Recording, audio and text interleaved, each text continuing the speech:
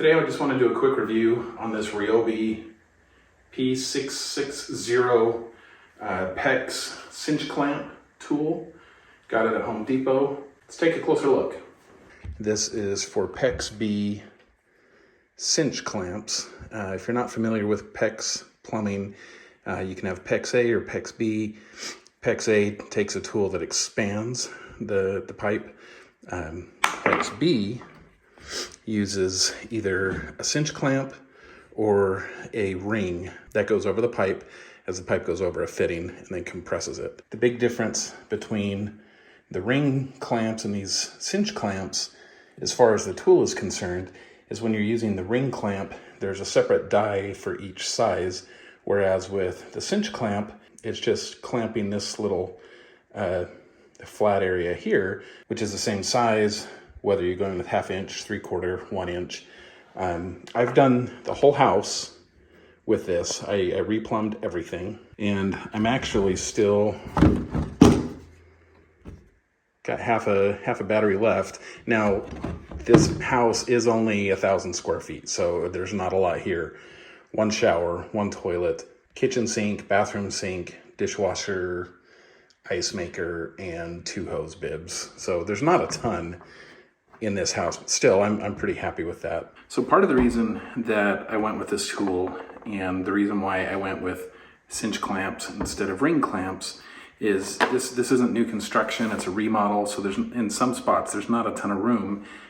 And with the ring clamps, whether you get a powered tool or you use a hand tool, you've got that pinching die that's got to be able to go all the way around.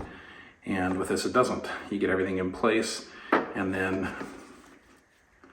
the tool just slides over that nub, and you're good to go. You don't have to have a tool like this to do it. There is a tool you can get that's just like these big pliers.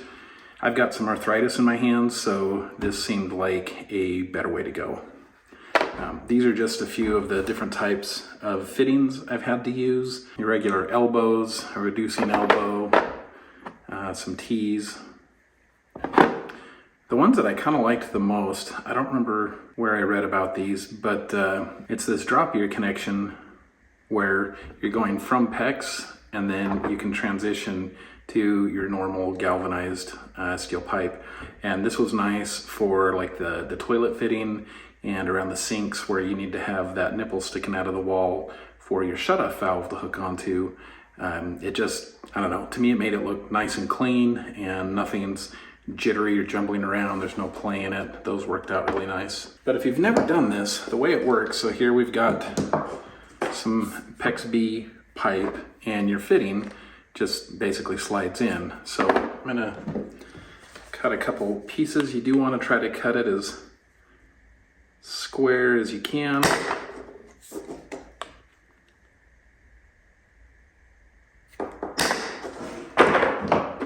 All right, so we've got the pipe. I'll put the ring over that, slide the fitting in place, and then what you're looking for is a gap of about 1/8 of an inch from right, like the very edge here, down the length of the pipe. And what seemed to work best for me, there are fittings you can, there are clamps you can get that have this little jobber on the end to make sure your spacing is right all the time, but they were about twice as much money. And I figured I'd rather save the money and I will just eyeball the 1/8 inch, because it doesn't have to be exactly 1/8 of an inch, and then just hold it in place with my finger. And then slide the tool over, hold the trigger.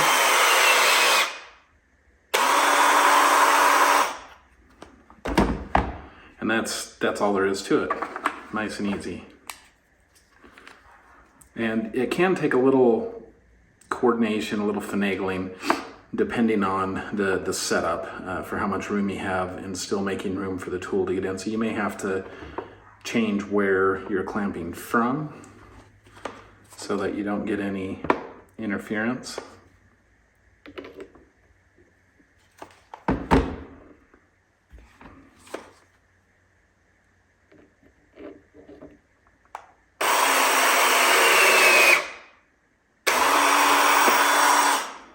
But that's basically all there is to it. If you find that you've clamped wrong or you need to remove the fitting or something, you can also just take flathead screwdriver and kind of wedge it in under here and kind of twist the screwdriver to pop this up. Once it gets past this little lip, then it's pretty easy to pull that off. But then you get a good, nice, snug, watertight connection. With the tool, it does, if you remove the battery, there is a gap test tool. This is for testing the gap between the jaws when it's closed. When you have the jaws closed, and I don't mean just pushing it with your fingers, but when it does its run, and there is a button you can push to have it just close and hold it there. But what you're trying to do is see which of these ends will fit. If the 0.8 millimeter one fits in nice and kind of even, you're good. If the 1.2 millimeter one fits in, you're not good, and you need to have your tool serviced. But it just stores here in the base, that way you don't lose it. That's pretty much it. Super easy. To me, the hardest part of all of this is getting a nice clean 90-degree cut. There might be better cutters you can get, I don't know. This is just what I have. And taking my time, it works fine. So nothing fancy, but for the money, I felt like this was a really good purchase. It's done great. I haven't had any fittings not go on correctly. Like it's been consistent every time. I think it's either 109 or 119 bucks at Home Depot without the battery.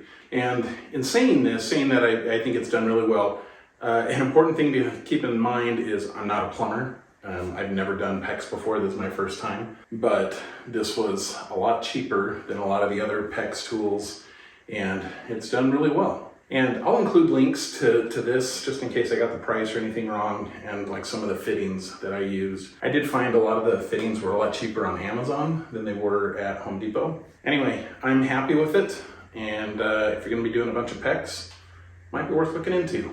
So if you wanna see how the rest of this renovation of my old house goes, or if you wanna see some of the stuff I'll be building in my shop once I'm finally done with this project, subscribe. And we'll see you next time.